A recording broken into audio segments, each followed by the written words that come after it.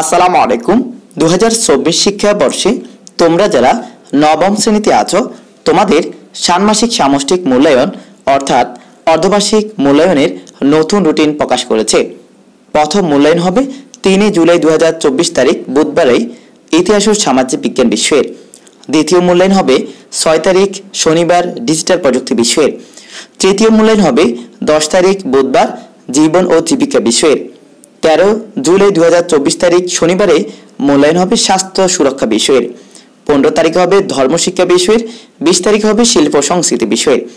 22 জুলাই 2024 তারিখ সোমবারে বাংলা বিষয়ের মূল্যায়ন হবে। 24 তারিখে হবে ইংরেজি বিষয়ের। 27 তারিখে হবে গণিত বিষয়ের। সর্বশেষ মূল্যায়ন হবে 30 জুলাই 2024 মঙ্গলবারে বিজ্ঞান বিষয়ের।